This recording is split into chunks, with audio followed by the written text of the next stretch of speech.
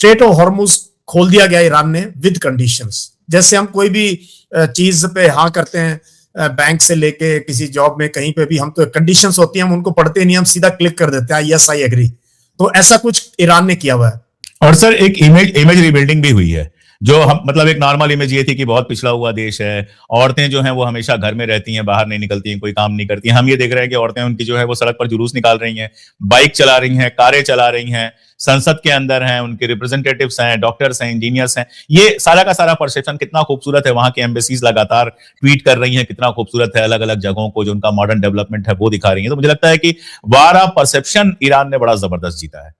देखो, पहली बात तो हमारे अगर मेन स्ट्रीम मीडिया का इसमें रोल देखो तो आई थिंक हमने बहुत खराब तरीके से रिएक्ट किया इस पे। वी मस्ट एक्सेप्ट सर, हालांकि मैं कंपेयर नहीं कर सकता।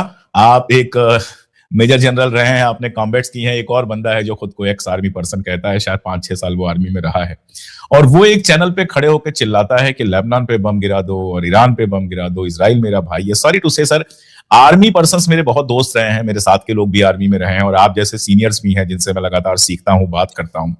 But this kind of language on a national news channel, मतलब क्या इमेज हमारी ये लोग बनाएंगे? बहुत शेमफुल, बहुत शेमफुल। और ये दूसरी बार हुआ है।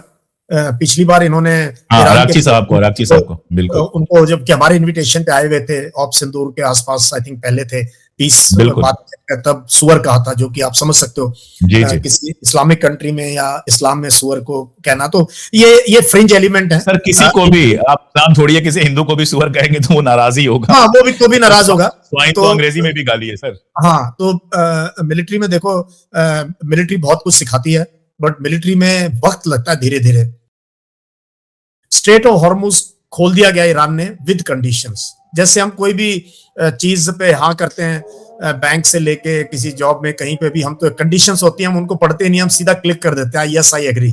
तो ऐसा कुछ ईरान ने किया हुआ है। एक तो स्ट्रेट बहुत क्लोज हो गई है क्योंकि कुछ एरिया में माइन है, और जो भी जहाज निकलेंगे वहां से वो IRGC की नेवी निकालेगी अपने प्रोटोकॉल के हिसाब से, अपनी खुद वो प्रायोरिटी देंगे किसको निकालना है किसको नहीं निकालना है, वही गाइड करेंगे, बिकॉज बहुत ही नैरो वाटरवे है, और नैरो हो गया ये इस लड़ाई के बाद। अब कंडीशंस, एक चीज तो समझने की है कि Iran is speaking from position of strength. इस 40 दिन की लड़ाई ने पिछले 40 साल का इतिहास बदल दिया। ये कमाल की बात है। तो Iran is speaking from position of strength. उन्होंने हाँ भरी है स्टेट ऑफ हॉर्मुज खोलने के। गिव एंड टेक तो देखो बातचीत में चलता ही है। तो ये लेबनान में जो इजराइल को सीज फायर के लिए हाँ किया, ये उसके एवज में उन्होंने ये किया है। और ये बहुत बड़ी बात है कि कोई इजराइल को कह दे कि आप प्रोहिबिटेड हो फ्रॉम यूजिंग योर वेपन, जो कि ट्रंप ने इजराइल को कहा है। तो ये भी एक बहुत बड़ी बात है कि they are able to convince the Trump administration कि अब तुम जो है इजराइल को रेन इन करो, इजराइल को कंट्रोल करो, जो ईरान अब कर पाया है। अब आने वाले दिनों में देखो, यूएस ट्रुप्स का 10,000 ट्रुप्स उन्होंने और भेज दिए वहां पे, उनका एयरक्राफ्ट कैरियर भी आ गए हैं।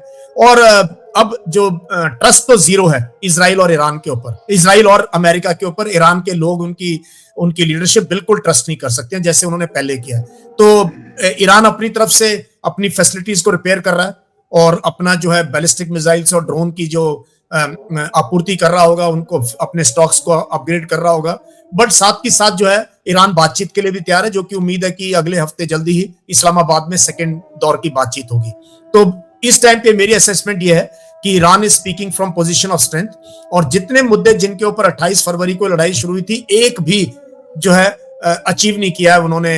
अमेरिका और इजराइल कॉम्बिनेशन एक भी चीज अचीव नहीं कर पाए, बल्कि ईरान को एक मिलिट्री पावर के तौर पे, और एक सिविलाइजेशनल नेशन के तौर पे, और एक कंट्री जिसको कि अब ज्यादा इग्नोर नहीं किया जा सकता। ईरान इस लड़ाई से काफी हद तक जो है एक अच्छी पोजीशन में उभर के आया है, एटलीस्ट एज ऑफ नाउ।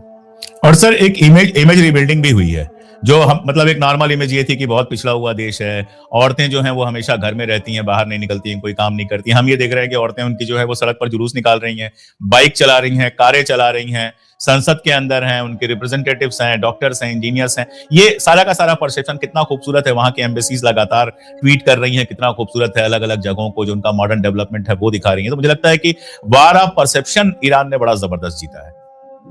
ये तो सबसे बड़ी जीत इस पूरी की पूरी लड़ाई में, ये नैरेटिव्स की जीत जो है ईरान के हक में है। और जिस तरीके के वो मीम्स बना रहे हैं, जिस तरीके से उनका जो लीगो मीम सर, मतलब वो देख के मजा आ जाता है, आपको सिर्फ हंसी आती है और लगता है क्या दिमाग लगाया है इसके पीछे, और वो बहुत जबरदस्त, बाकायदा के साथ बना रहे हैं वो, बहुत जबरदस्त कमाल है। एक देश जिसके ऊपर इतनी बुरी तरीके से ताबड़तोड़ अटैक हो रखा हो दो मिलिट्री पावर्स का, और उस देश के जो है युवा लोग या उनका एक पूरा का पूरा इंफॉर्मेशन वॉरफेयर का जो सिस्टम है, वो उन्होंने ये इस लड़ाई में वो बहुत आगे हैं अमेरिका से और इजराइल से। और जो दूसरी बात आपने कही ईरान का जो परसेप्शन है, वो सबसे पहले तो हमने अपने भारतीयों का क्लियर किया। हमारे देश में भी इतना ज्यादा हमने वेस्टर्न नैरेटिव कंज्यूम कर लिया है, और हमारे लोगों को जो एक तरीके से इस्लामिक देशों के बारे में जो एक हमने उनको क्या कहते हैं टाइप कास्ट किया हुआ है कि ईरान तो ऐसा है, वहां ये ऐसा है, ये तो तालिबान की तरह है। वो काफी हद तक पर्दे जो है खुल चुके हैं, रोशनी आ रही है, और अब पता लग रहा है कि ईरान की महिलाओं की लिटरेसी रेट, ईरान में कितनी औरतें जो है पीजी करती हैं, पीएचडी करती हैं साइंस में, टेक्नोलॉजी में, वहां पे फिजिक्स केमिस्ट्री बायोलॉजी में कितनी औरतें काम करती हैं, मेडिकल उनका कितना हाई लेवल का है, उनकी इंजीनियरिंग किस लेवल की है। ये अपने आप में जो है दुनिया को आश्चर्यचकित करने के लिए है कि सैंक्शन लगने के बावजूद, 40 साल 50 साल सैंक्शन लगने के बावजूद ईरान ने कमाल करके दिखाया। एंड खास तौर पे विमेन एरियाज में, जो कि भारत को भी सीखना चाहिए काफी कुछ, उनकी जिस तरीके से उनकी औरतें काम करती हैं, उनकी औरतें एजुकेशन की फील्ड में, साइंस में हैं, हर फील्ड में विमेन आर हेड ईरान के अंदर। तो ये काफी परसेप्शन क्लियर किया है। और देश बहुत खूबसूरत है, बहुत खूबसूरत देश है, लोग बहुत अच्छे हैं।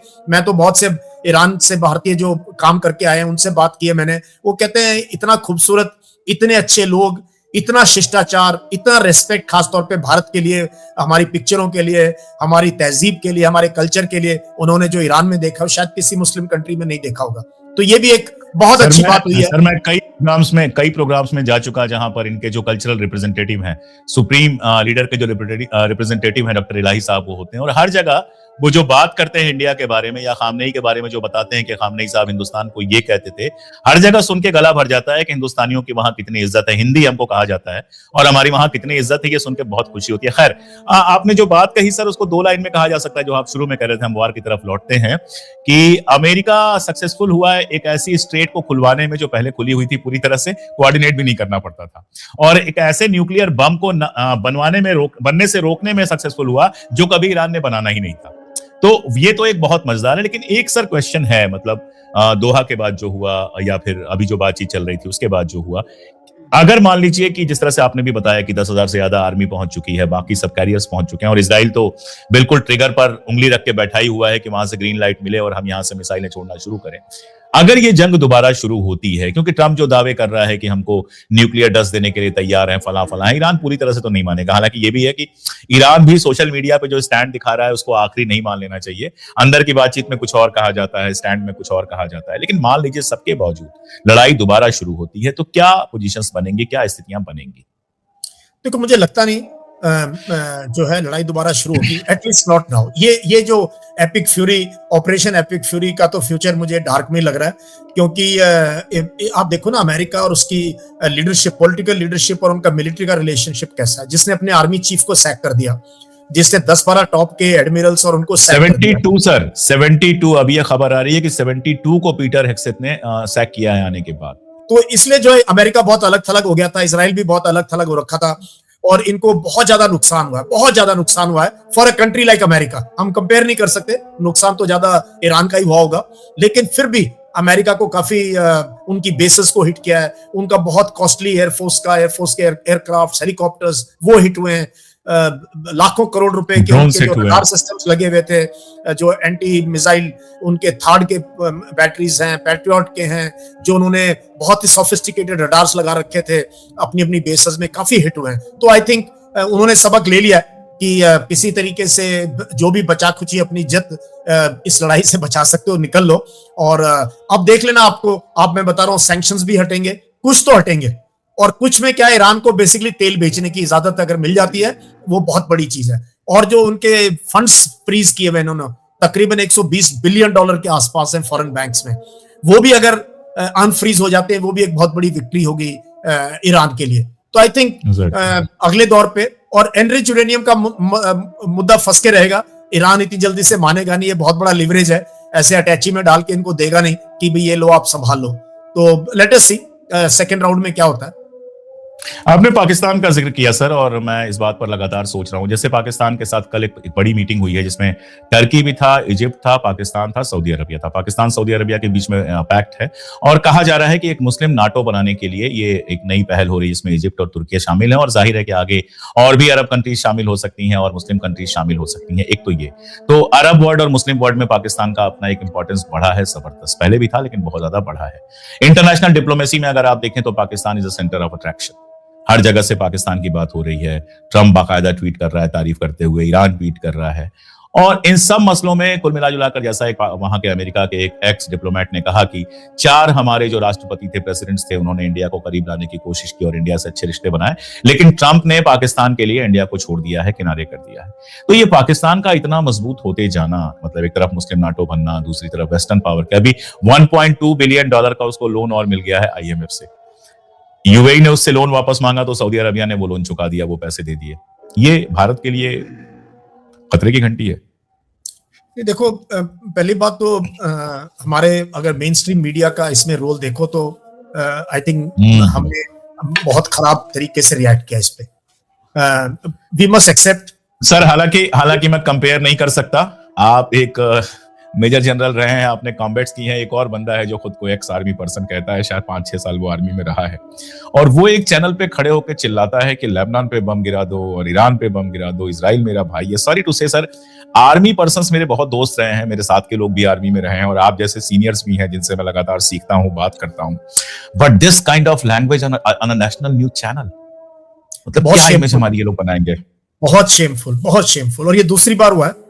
पिछली बार इन्होंने राक्षी साहब को बिल्कुल उनको जबकि हमारे इनविटेशन पे आए हुए थे, ऑप सिंदूर के आसपास आई थिंक पहले थे 30 बात, तब सुअर कहा था, जो कि आप समझ सकते हो किसी इस्लामिक कंट्री में या इस्लाम में सुअर को कहना, तो ये फ्रिंज एलिमेंट है। सर किसी को भी आप नाम छोड़िए, किसी हिंदू को भी सुअर कहेंगे तो वो नाराज ही होगा। हाँ, वो भी तो भी नाराज होगा।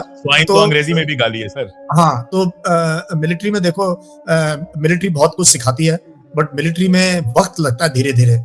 ईरान ने जब से इंडिया के अपना 2 बहरी जहाज़ों को अपना निशाना बनाया, उसके बाद कल रात से हम देख रहे हैं कि भारतीय मीडिया ने रो के कहते हैं सामान अपना सर के ऊपर उठाया हुआ, और उसके बाद मोदी की सरकार को अपना काफ़ी कहते हैं बुरा भला कहा जा रहा है, काफ़ी कहते हैं उसको क्रिटिसाइज किया जा रहा है कि तुमने इसराइल के साथ अपना जो दोस्ती लगाई उसकी वजह से, यानी कि अपना ईरान कहते हैं हमारे अगेंस्ट चला गया है।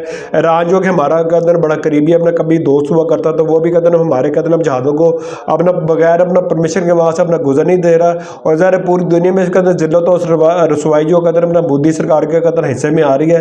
और उसके बाद भारतीय वाम हो गई या फिर अपना कहते हैं भारतीय मीडिया मोदी सरकार को कहते हैं बुरा भला कहना शुरू हो गया है।